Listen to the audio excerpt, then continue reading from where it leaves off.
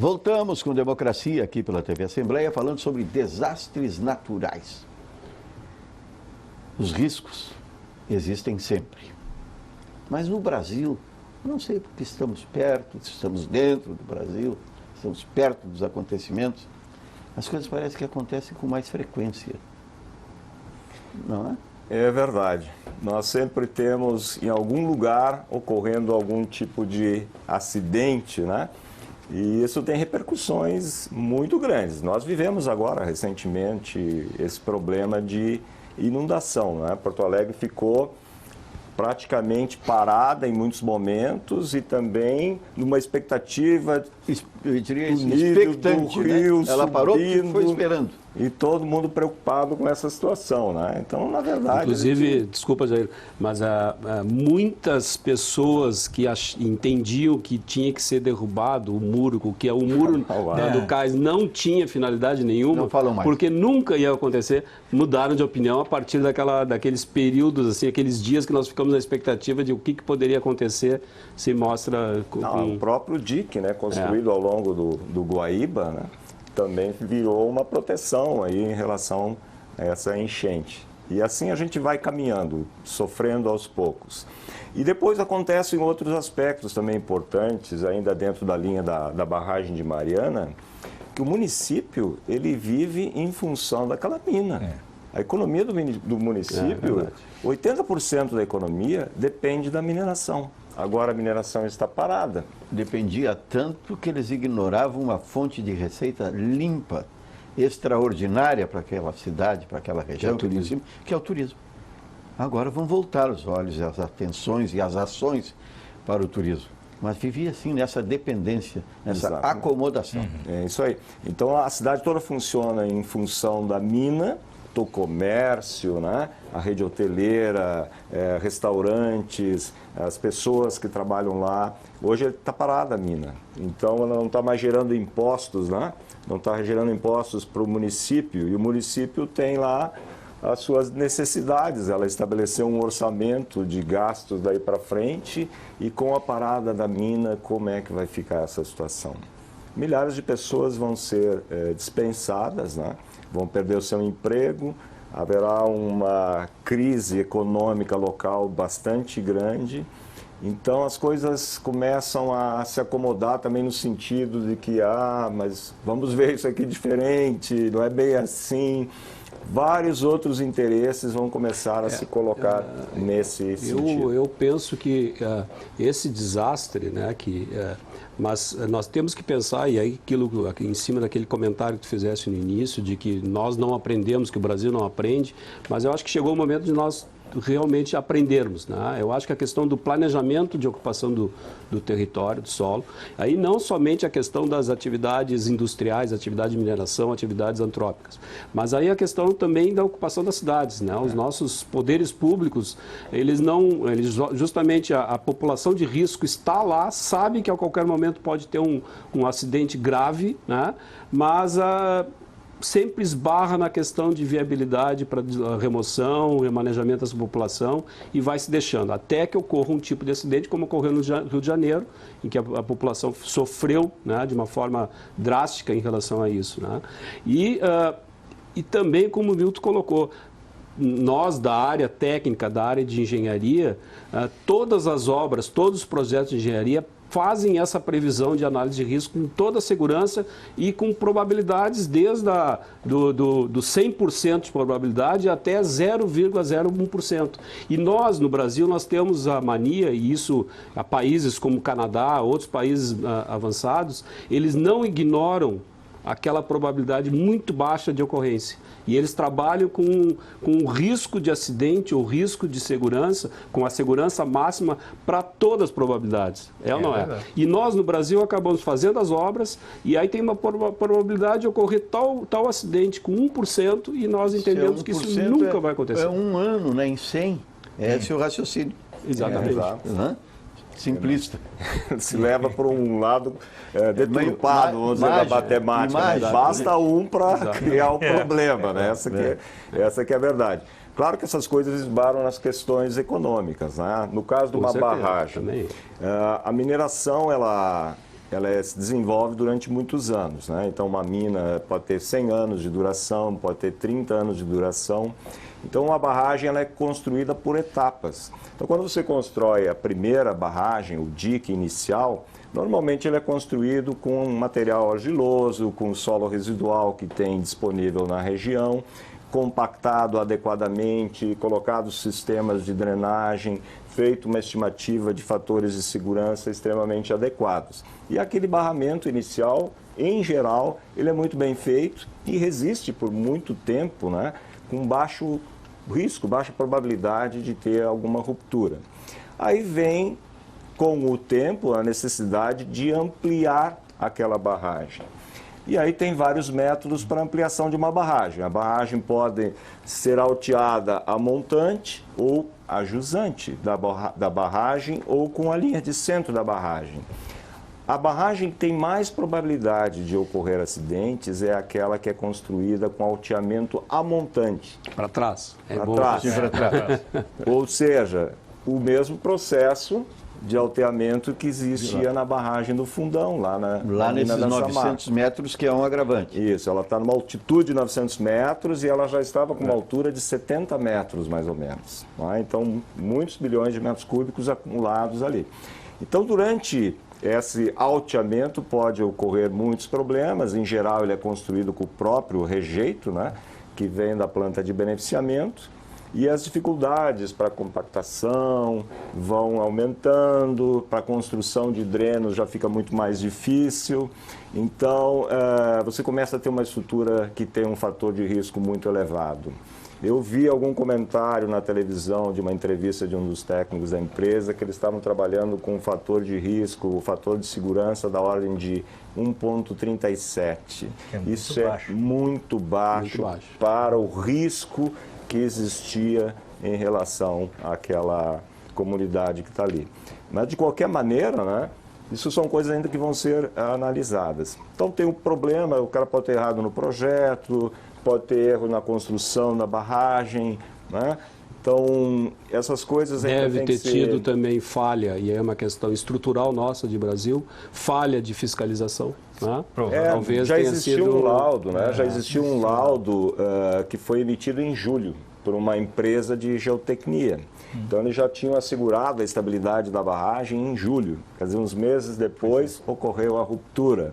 Então, existe uma legislação onde as empresas contratam empresas externas, consultores externos, para fazer essa análise de estabilidade da barragem, e esses têm que emitir, então, um laudo atestando a condição dessa barragem. A gente não sabe o que está naquele laudo, né? Pode ser que eles tenham colocado que tinha que ser feito isso, mais aquilo, e a gente não sabe, não tem condição de avaliar. Mas existem procedimentos, né? Quer dizer, foi cumprido um rito legal lá apenas. Pode ter sido formal apenas. Deve ter sido isso. Né? Legal e formal. Deve ter sido isso. O órgão, por lei até que deveria, um dos órgãos que deveria fiscalizar isso é o DNPM, mas certamente o DNPM eu acho que não tem recursos, condições para fazer uma avaliação nesse tempo. Eu desconheço... Recursos humanos e materiais. As fiscalizações normais, às vezes, do DNPM, que deveriam ser frequentes em qualquer operação de minas, dificilmente eles conseguem acompanhar por falta de recursos. Né? É um órgão que foi relegado durante muito tempo, né? E faz anos que ele vem se arrastando em termos de recursos, de pessoal, e é numa área que ele tem que uma espécie atuar. De DAER da União, né? Uma espécie de DAER da União. Relegado, mais ou menos, eu acho que a semelhança é muito parecida, né? Foi relegado, é um órgão que foi relegado a um segundo plano. Hein? Mas é importante também que a gente pense não somente nesse acidente, Mariana, porque nós temos... No Rio Grande do Sul, eu acho que, em relação à questão desse tipo de barragem, nós estamos praticamente sem esse risco, né? Barragens... Nossas barragens são muito material sólido, inclusive, e acho que elas ocorrem, as maiores ocorrem em locais com terrenos mais planos. Né? Basicamente, as barragens aqui são do tipo, faz o núcleo inicial e ali... eles não são barragens construídas com o rejeito, como o Jair Wilson falou, não são barragens que seguiram esse processo. Esse processo é muito mais cuidado, porque é uma coisa dinâmica, né? Ele tem que ser acompanhado muito bem dia a dia, porque muda as condições do material que vem por causa de problemas na geologia, muda do minério, muda o processo, muda. Então, isso aí sempre altera a forma de construção dessas barragens. Aqui no Rio Grande do Sul nós não temos esse tipo de barragem. No entanto, nós temos questões de materiais dispostos em encostas na serra, de estradas, construção de estradas que a gente não sabe que situações estão esses locais, né? Áreas de risco. Já ocorreu vários acidentes aqui no Rio Grande do Sul nesse sentido, em períodos de chuvas altas, né? Nós temos também a ocorrência de locais antigos de depósitos de lixo, né, que já ocorreu no Brasil situações de acidentes com depósitos de lixos antigos. Niterói, né, com surgimento. Então, muito grande. O Rio Grande do Sul tem essa situação que tem que ser avaliada, tem que ser verificada. E verificar os pontos onde nós temos situações que possam colocar em risco comunidades a jusante, ou na frente, né? Isso é importante que nós, no Rio Grande do Sul, talvez, os órgãos aí relacionados da área ambiental, da NPM, CREA, enfim, universidades, a gente tenha que fazer um mapeamento dessas áreas, né? Da mesma maneira que são feitas, esse mapeamento é feito nas cidades para localizar populações de risco, acho que é um momento também de se fazer em nível de Estado para verificar onde pode se atuar de uma forma no sentido de prevenção, de atuação, até mesmo de emergência numa situação dessas de risco, né? Nós temos barragens de água também, né? Barragens que foram construídas para finalidades hidrelétricas ou captação de água. Essas barragens também, elas têm o seu risco, né? Porque está comprovado que a tendência nossa agora é termos chuvas mais intensas, como ocorreu esse ano, em períodos mais curtos. Né? Então, esse é o momento por consequência, em que ocorre períodos mais longos de estiagem. Provavelmente. Então, esse período de chuvas intensas, acima da média, acima do que se previu, né? E em períodos curtos são os momentos mais propícios onde ocorre esse tipo de acidente, que nós não estamos preparados para isso, né? As drenagens, agora, semana passada nós tivemos uma chuva em Porto Alegre que em questão de 40 minutos foi um caos, né? Teve vídeos até na internet de uma rua ali próximo do Guatemi, que era um rio, né? Aqui no centro, na João Alfredo. Né? Isso no final de tarde, há poucos dias. Com toda a reformulação de projeto de drenagem que a cidade de Porto Alegre fez a questão de talvez 10 anos, né? Para cá fez vários projetos de reformulação de drenagem no sentido de ampliar a capacidade de escoamento das chuvas. Agora é interessante isso que o Bugin falou, que normalmente esse tipo de acidente, né, rupturas, deslizamento de encostas, ocorrem exatamente em períodos de intensa precipitação pluviométrica, chuvas intensas. No caso de Mariana, foi num período de estiagem. Sim, não estava ocorrendo. Já era para estar ocorrendo chuvas em Minas Gerais, mas elas não ocorreram. Estão previstas para agora. Para agora. O que pode ser um agravante. Eu não sei. Aí a controvérsia, ela vai começar a diluir esse material, vai limpar. É agravante se as barragens que estão atrás, dessa que estourou, ainda estão em risco, né? E também a quantidade de material que ainda sobrou se não está contido. Agora, em termos de Rio Doce, no caso, a chuva viria, de limpeza. Faria autodepuração. Seria importante, né, que houvesse de chuva. Eu acho que um outro aspecto importante nessa questão é que muita gente tem falado, né, que a barragem está levando produtos tóxicos, né, metais pesados, andaram medindo mercúrio. Isso não tem nada no processo lá do beneficiamento do ferro, né? Então, se tiver mercúrio, é porque aquele mercúrio já estava lá naquela área, né? Ele não vem da barragem de rejeito, de acumulação dos rejeitos do minério de ferro. Então, na verdade, é mais uma questão física, né? A lama, que é o poluente maior, é a quantidade, né, de sedimento que está sendo colocado e que impede captação de água, mata peixes por asfixias e coisas dessa ordem. Mas quanto a essa questão de produtos tóxicos na barragem, o Ricário Conde até pode falar um pouco mais. Ontem até saiu teve uma reportagem que a CPRM já está fazendo monitoramento diário, né? Está verificando aquele processo do ferro lá, ele não... tem variações de pH, mas nenhum produto muito tóxico é colocado ali. Né? Normalmente, quando despejado já na barragem, ele já não tem, né, uma agressividade tóxica. Né? Mas, evidentemente, só a lama em si, porque aquilo ali é produto de uma lavagem do minério, que é basicamente ferro e lama. O ferro fica porque é o que interessa economicamente, né? O que sobra é uma lama.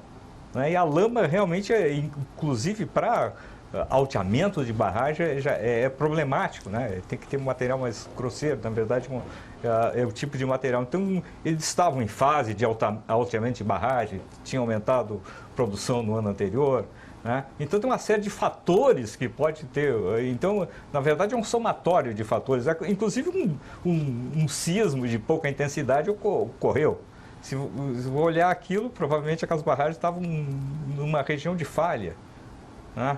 Uma região, só que não se prevê. No Brasil, dificilmente uma falha é ativa aqui, né? Mas, bom, um sismo, será que realmente teria alguma interferência? Poderia ser um gatilho, isso foi uma hipótese que levantaram no início, mas dificilmente a intensidade foi muito baixa, né? Não teria a menor condição de ter afetado uma barragem. Eu também, conversando com um professor da universidade, justamente da área, e ele me comentou que na verdade, o que estava sendo verificado já, que os sismos ocorreram no momento do rompimento, quer dizer, que talvez tenha sido causado pelo rompimento aquela movimentação ali de material, né, que causou um sismo local, né?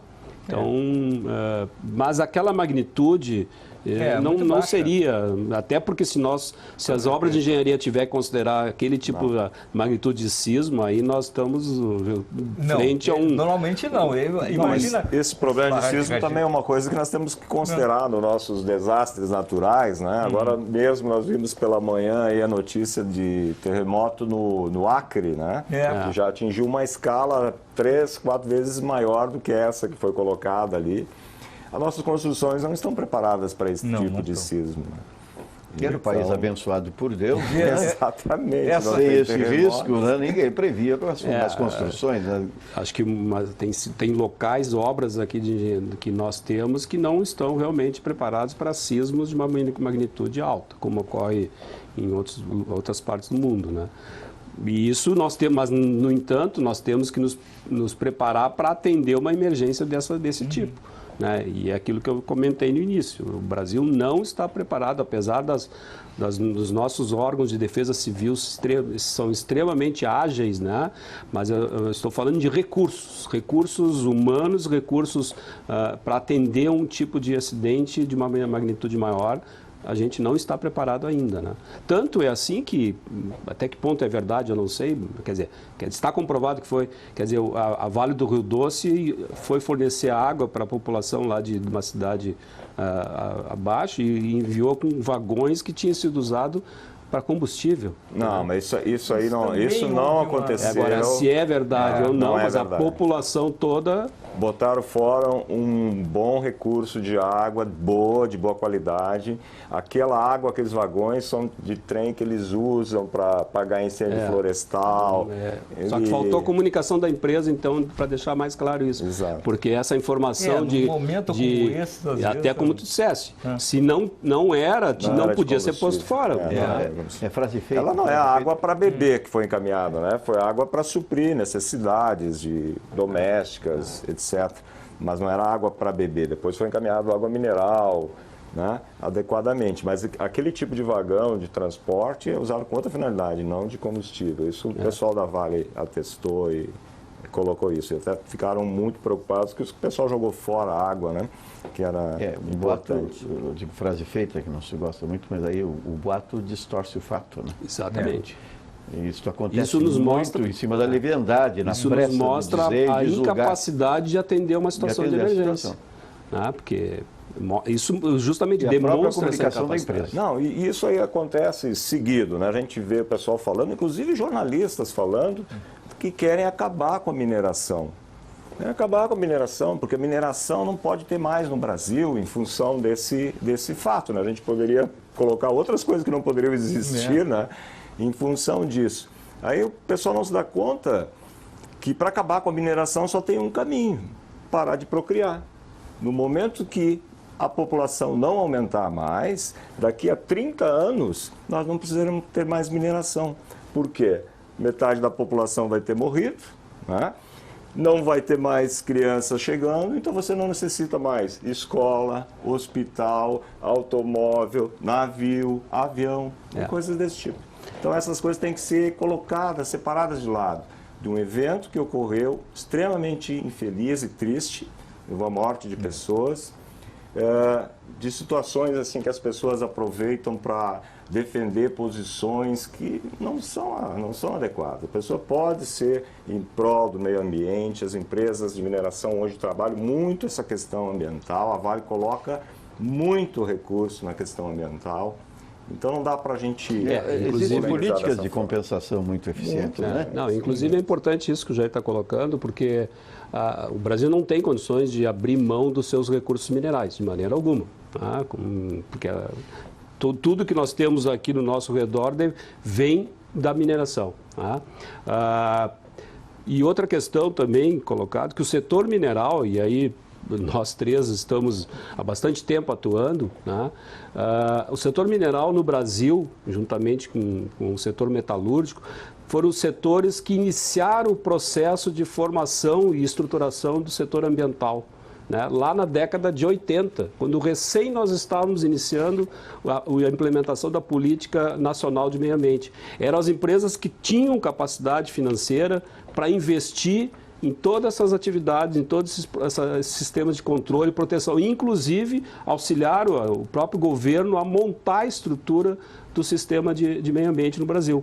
Então, é um setor que tem um papel importante, investe muito na área ambiental, com certeza, e isso não justifica as falhas que ocorreram numa situação dessa, não, de maneira alguma não justifica, mas com certeza nós não podemos partir para um radicalismo entendendo que acaba-se com um setor produtivo que é extremamente importante no desenvolvimento do Brasil. O que nós temos é que aplicar melhor as regras de planejamento, enfim, e fazer a coisa bem feita, de todas as partes. Trabalhar muito no planejamento, né? Exatamente. A prevenção, trabalhar na questão de segurança e de todas as formas que a gente possa atender melhor, né, quando ocorre algum evento dessa ordem. Desastres naturais, eles vão continuar ocorrendo.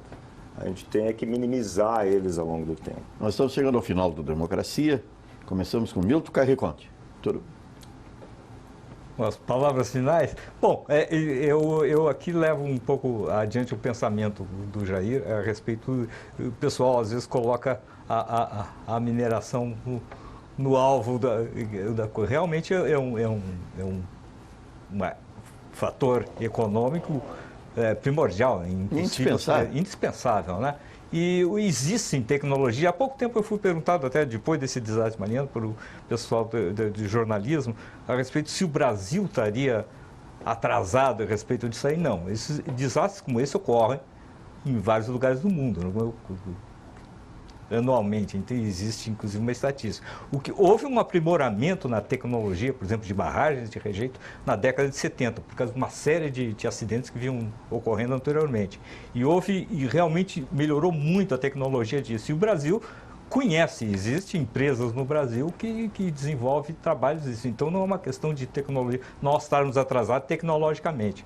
O que pode acontecer é justamente fatores extras técnicos, como administrativos e coisas que ainda não estão, que pode se melhorar ainda no Brasil, para evitar problemas dessa natureza.